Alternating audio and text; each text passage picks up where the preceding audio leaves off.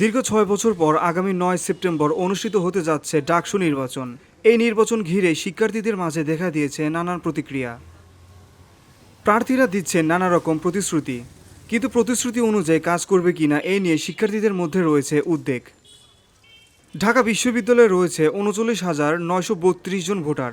এর মধ্যে সর্বাধিক ভোটার রোকেয়া হলে, যার সংখ্যা ৫,৬৭৬ জন। ছাত্র ভোটার রয়েছে ২০,৯০৫ জন। ছাত্রী ভোটার রয়েছে ১৯,০২৮ জন। নির্বাচনে অংশ নিচ্ছে জাতীয়তাবাদী ছাত্রদল, ইসলামী ছাত্র শিবির, ছাত্র অধিকার পরিষদ সহ বিভিন্ন রাজনৈতিক দলের ছাত্র সংগঠনগুলো। তবে শিক্ষার্থীরা বলছেন যে এই নির্বাচনে যে প্রার্থী সুষ্ঠু সুন্দর একটি ক্যাম্পাস, খাবারের মান উন্নয়ন, শিক্ষার্থীদের চিকিৎসা ব্যবস্থা, শিক্ষার্থীদের নিরাপত্তা, বিশ্ববিদ্যালয়ের শিক্ষা ব্যবস্থা, আবাসিক হলগুলোর উন্নয়নমূলক কাজকে যারা গুরুত্ব দেবেন এমন প্রার্থীকে তারা বেছে নেবেন। DUCSU for change, vote for change এবং যে মোটো নিয়ে আমরা আগাচ্ছি, no more dirty politics, no more violence, make the DUCSU for academic excellence. আমাদের যে মূল উদ্দেশ্যগুলো থাকবে এই ডাকসুর ভিতর দিয়ে মোটা থাকে, যে এই বিশ্ববিদ্যালয়ে নতুন করে আর যেন পেশিশক্তি এবং কালো টাকার রাজনীতি ফিরে না আসে। ছাত্রদের যে সকল সমস্যা ছিল, গণরুম, গেস্টরুম, টর্চার, সেগুলো যাতে তার বিশ্ববিদ্যালয়ে ফিরে না আসে সেজন্য আমরা চেষ্টা করব। আমরা যে কৃত্রিম আবাসন সংকট তৈরি করে রাখা হতো সেই কৃত্রিম আবাসন সংকটটি দূর করার জন্য নিশ্চয়ই চেষ্টা থাকবে।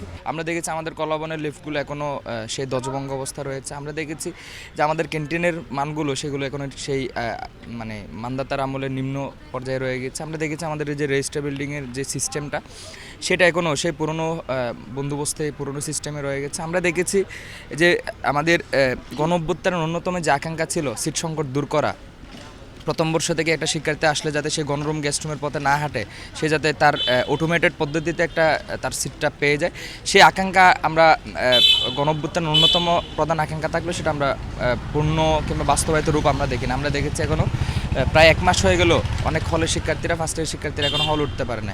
আমাদের বিশ্ববিদ্যালয়ের পারিপার্শ্বিক যে অবস্থা, সম্মিলিত অবস্থা, সেটা হচ্ছে প্রশাসনিক ক্ষেত্রে হতে পারে, ছাত্রদের জীবনের মান উন্নয়ন হতে পারে, এই সব ক্ষেত্রগুলোতে যেন একটা সম্মিলিত সমন্বয় ঘটানো, এইগুলো যেন একত্রে আমরা যেন সবাই মিলে একসাথে কাজ করে এটাকে আরও উন্নত করতে পারি, এটা আমার আমার ব্যক্তিগতভাবে ইচ্ছা আর কি, যে উনি যদি এখানে নির্বাচিত হন তাহলে এই কাজগুলো করবেন, ছাত্রদের জীবনের মান উন্নয়ন এবং তাদের শিক্ষাগত দিক থেকে আরও বেশি যাতে আমরা ডেভেলপড হতে পারি সেটা আর কি চেষ্টা করা। আমাদের আবাসন ব্যবস্থা আরেকটু ভালো উন্নত করা দরকার। বিভিন্ন হল কিছু পুরাতন হয়ে গেছে, সেগুলো সংস্কার প্রয়োজন, অতি শীঘ্রই সংস্কার প্রয়োজন।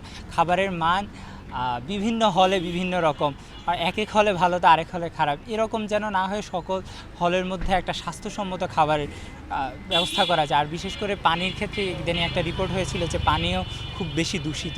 এই সকল ব্যাপার অর্থাৎ ছাত্রদের স্বার্থ সংশ্লিষ্ট এবং তাদের যে স্বাস্থ্য ব্যবস্থা, স্বাস্থ্যের জন্য যেগুলো উপকারী সেই সকল ব্যবস্থা গ্রহণ করা।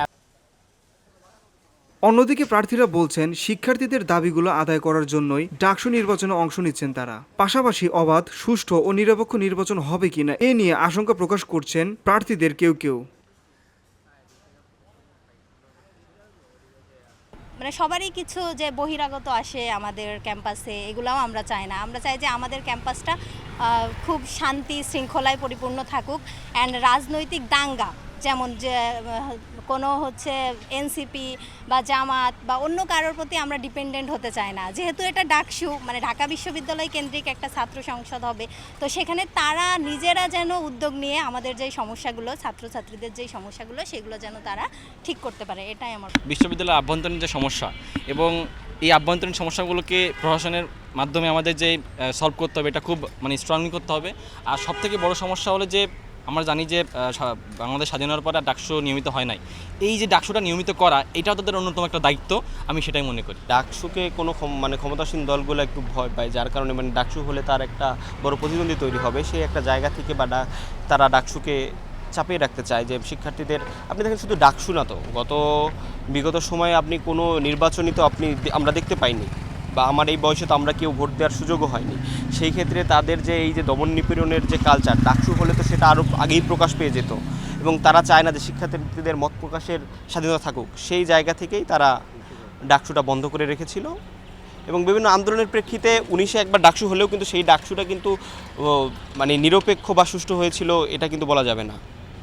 তো অর্থাৎ তারা যে আমাদের মতামতটাকে, আমাদের দাবিকে, আমাদের ভয়েসকে রুদ্ধ করে রাখতে চাইছিল, তার একটি প্রতিফলন হলো ডাকসু নির্বাচন হতে না দেওয়া। VOD Bangla news desk.